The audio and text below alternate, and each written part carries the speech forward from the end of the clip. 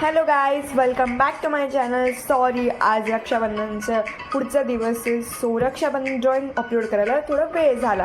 But आज मी Rakshabandhan special drawing तुमच्यासोबत share करणार आहे. ऑइल पेस्टल, ज्याच्यात मी एक पोर्ट्रेट काढले आणि त्याला मी ऑइल पेस्टलने कलर करणारे वेगवेगळे शेड्स ब्लेंड करून, आणि मी एक लाईन कोट केली आहे, धागा है प्यार का, रिश्ता है जज्बात अपनेपन का, क्योंकि यह अवसर है रक्षाबंधन का.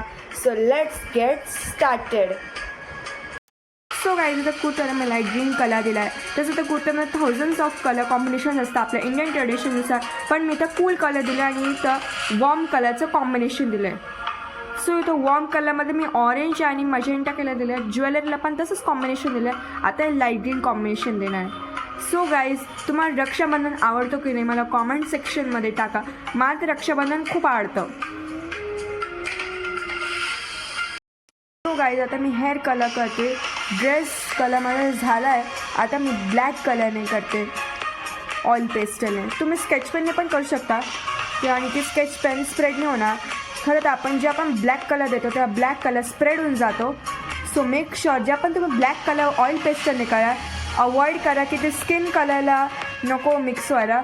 आधीच फेस कलर देऊन द्या आणि मग हेअर कलर द्या.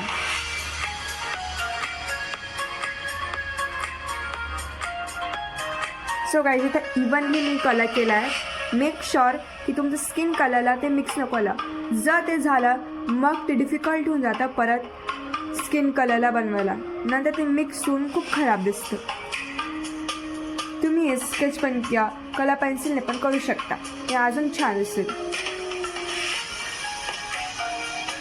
सो गाईज, हा फायनल लुक आहे व्हिडिओचं. आय होप तुम्हाला ड्रॉइंग आवडले. याच्यात मी कूल आणि वॉर्म कलरचं कॉम्बिनेशन झालं आहे, आणि इथं मी टूथपिकने थोडं थोडं ब्लेंड पण केलं आहे साईडला.